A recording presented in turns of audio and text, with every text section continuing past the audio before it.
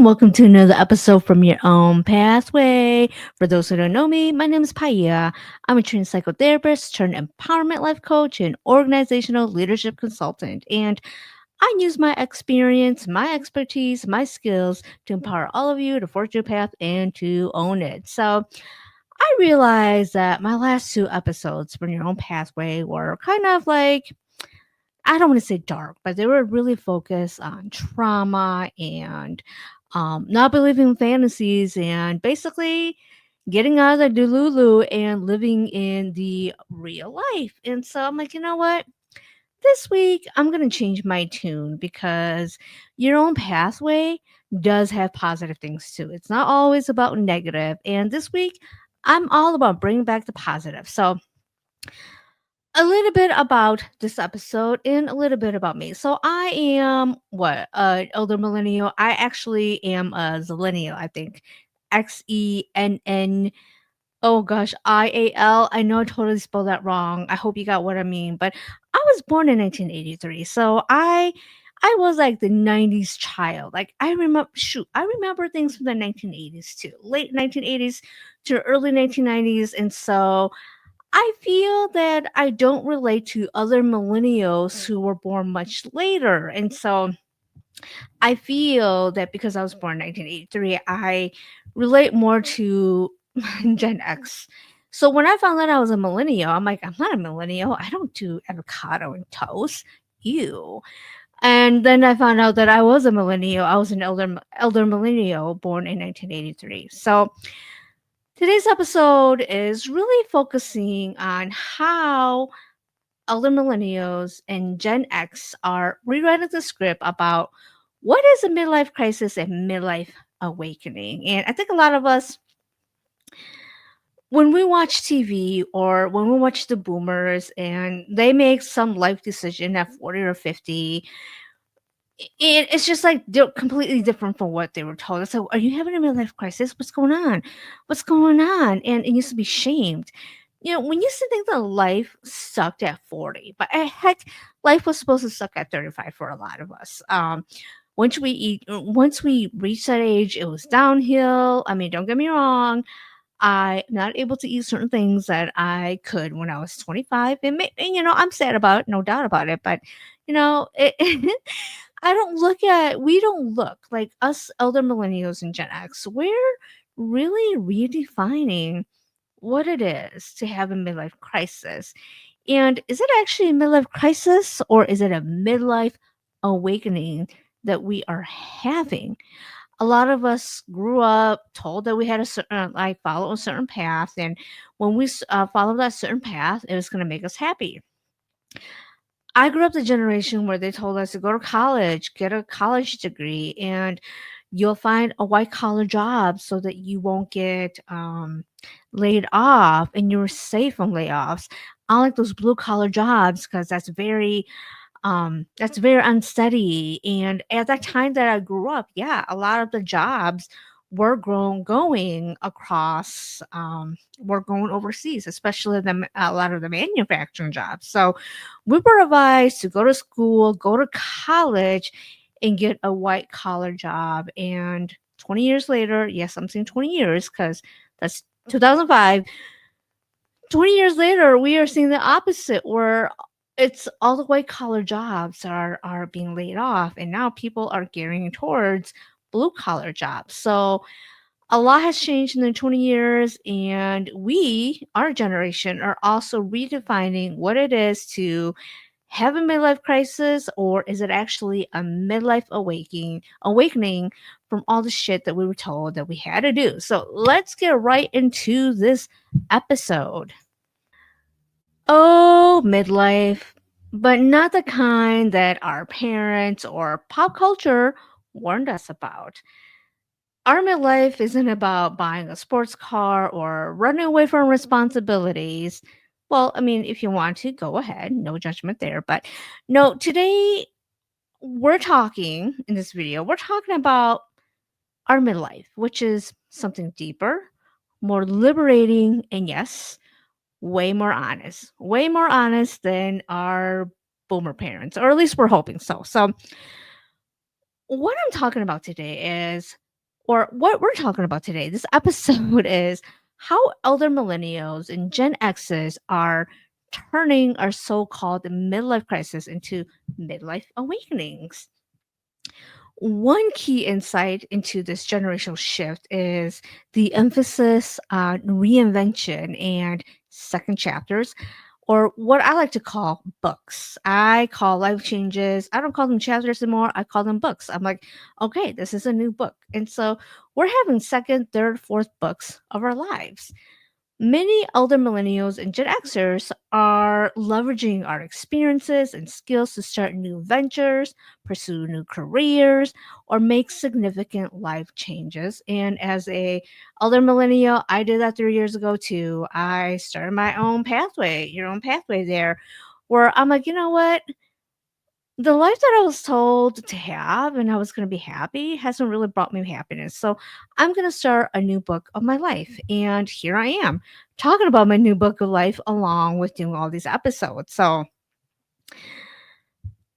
our midlife crisis isn't just about making, again, a midlife crisis more palatable. It's about creating and truly reflecting on our values and our aspirations. For example, some are turning to entrepreneurship, like me. We're using our years of experience to launch successful businesses, startups, whatever it is, side hustles, and then our side hustles become our main hustles.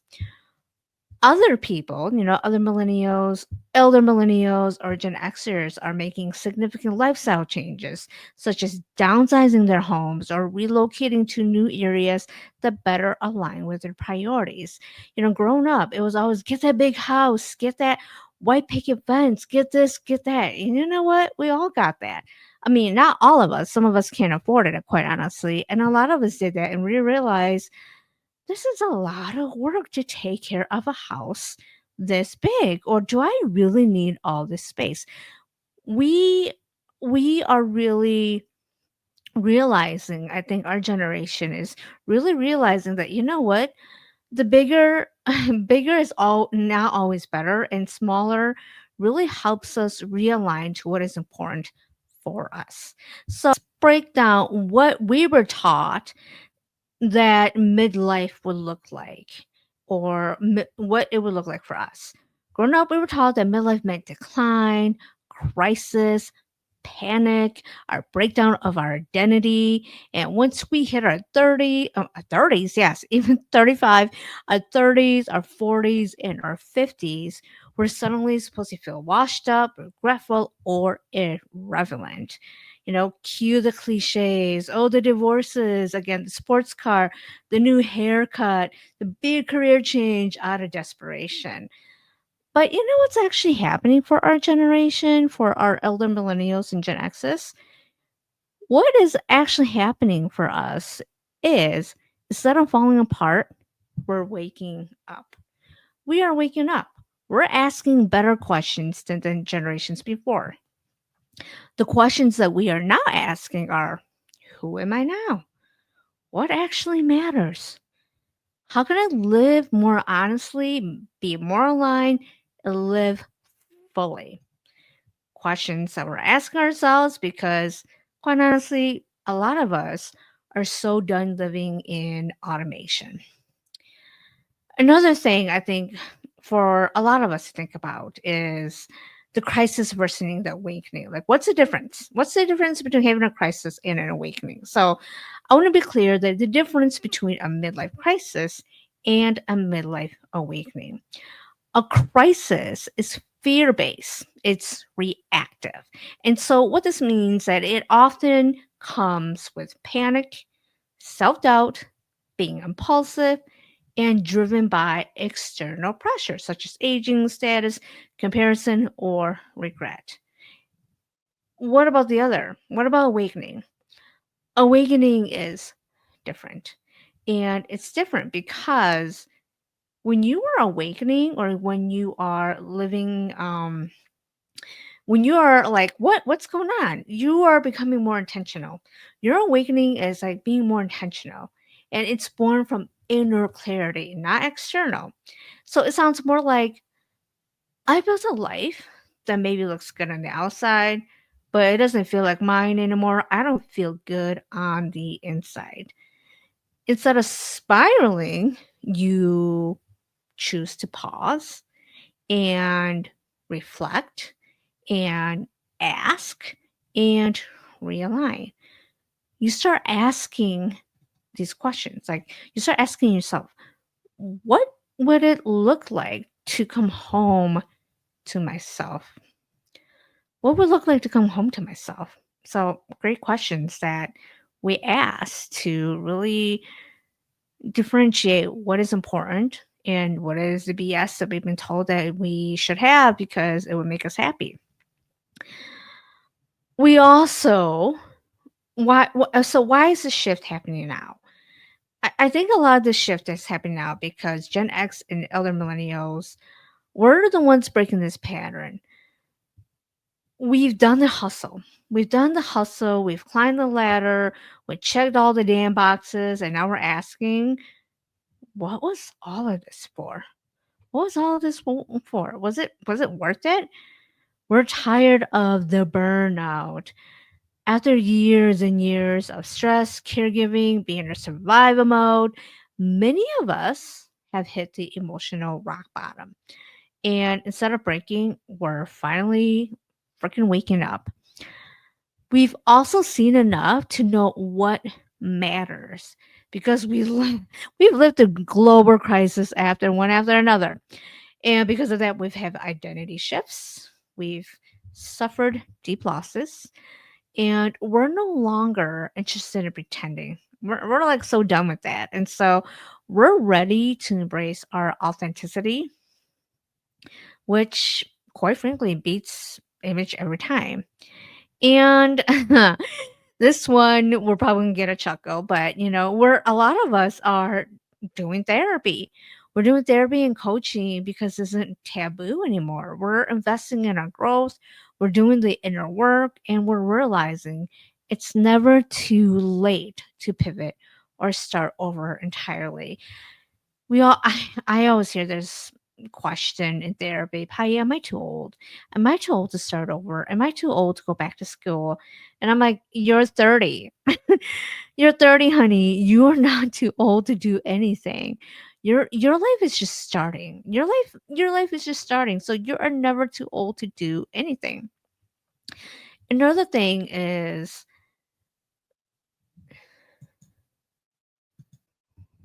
okay. So here are some signs that perhaps you are in your midlife awakening. If you're watching this and you're wondering, my God, this sounds like me. Is this me? Probably. Here are some questions or maybe some statements for not maybe statements. Here are some things that maybe you are feeling and asking yourself is you feel the urge to simplify. And again, we talked about today, like living a simple life, not needing all the BS that they told us that we would need to make us happy. Being told bigger, like the better, and it'll make us happier. And we've come to the realization, you know what? That's such a lie. And you now feel the urge to simplify. You crave more meaning and less noise. That's me right there. I don't care for noise anymore. As a matter of fact, I don't want any noise. I am so good with my silence. I know silence scares a lot of people, but I love my silence. Another thing is you're redefining success. Back in the day, we were told, "Oh, make all that money, make that big house, have that car, have that fancy car, have the fancy vacations, have this, have that, have the kids," and that was the epitome of success back then and even now. And you're like, you know what? That's not my definition of success. My definition of success is going to Costco on a Tuesday morning at 10 a.m. where I can avoid Russia. I mean, where I can avoid the rush. Hopefully, 10 a.m. on a Tuesday, you can avoid the rush. Or maybe going out and having coffee or brunch. Simple things where you get to own your time. You notice that you are grieving the old you, but you're also getting excited about what's possible. You also notice that you no longer want to perform and you want to feel alive. All of us have been told to play a role, that this is a role, this is a script, this is a role that you're going to play, and you are expected to play this role for the rest of your life without bowing out, without having a costume change, and you have to play this role for the rest of your life. And now you're in the period of life where you're like, F that. I don't want to play a role anymore. I don't want to be a part of this play. I am going to bow out and I'm going to start feeling alive. So here's the truth. If you're feeling any of this and you are, or if any of these statements like really hit home with you, the truth is you are not too old to change. You're not behind, and you're certainly not falling or failing. What is happening is you are evolving, you are becoming, and you are awakening. So let's reframe this book of your life. It's not a breakdown. You're actually having a breakthrough. And again, you can be brilliant at 25, you can be a badass at 45, and you can be freaking powerful at 65.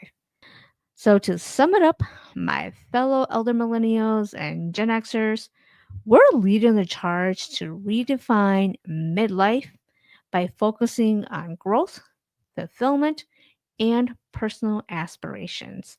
And we're doing this by challenging traditional stereotypes and embracing change that are showing us that midlife can be a period of exciting possibility and definitely transformation. So, if you're in this season of questioning, shifting, or starting over, I want you to know again that you're not alone.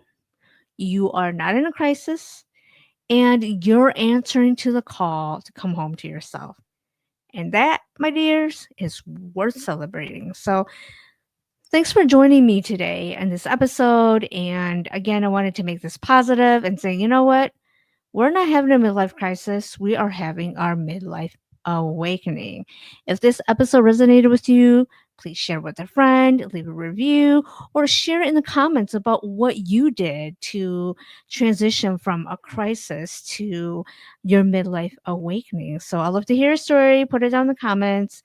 Until next time, keep owning your truth, and I will see you all. Take care.